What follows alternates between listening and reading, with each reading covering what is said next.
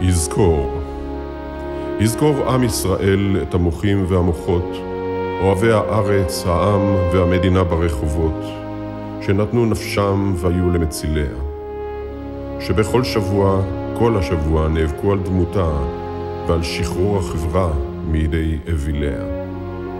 יזכור העם וישפיל מבט מול עיני טייסים ומצילים, לוחמי הכיפור מטוראי עד מחת, שנלחמו בכיכרות, בצמתים ובגשרים, על חירות ושפיות, על משפט ואחריות, ועל שמירת המבצר מידי משמידים.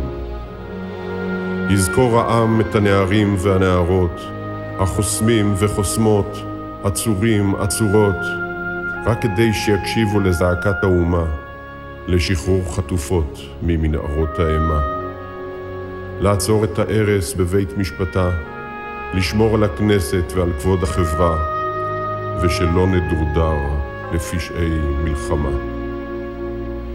יזכור העם ותזכור האומה, איך בניה נפלו בימי מלחמה, איך מבית לבית הם נתנו את נפשם, בקרבות האימה, בשירות נאשם.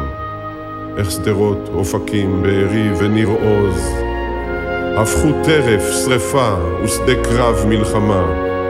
איך הייתה האומה חטופה ומללה, כשעולם שלם מתבונן בתדהמה.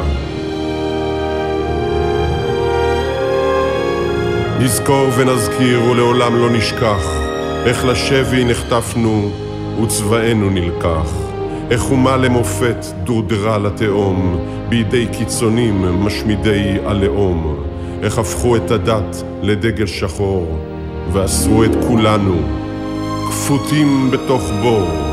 נזכור ולרגע לא נפסיק להגן על הבית שלנו ברעים ומגן, על חופש, האור ועל כבוד האדם, מול משטר קיצוני ושרים צמאי דם, מול ביזה וערבוב בין דם ודמים, יישובים הרוסים, חבלי ארץ מפונים.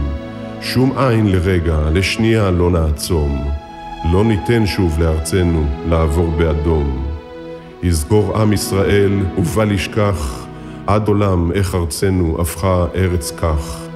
יזכור, ילחם וישוב לעצמו ויוקיר את שומריו מאימת ממשלתו.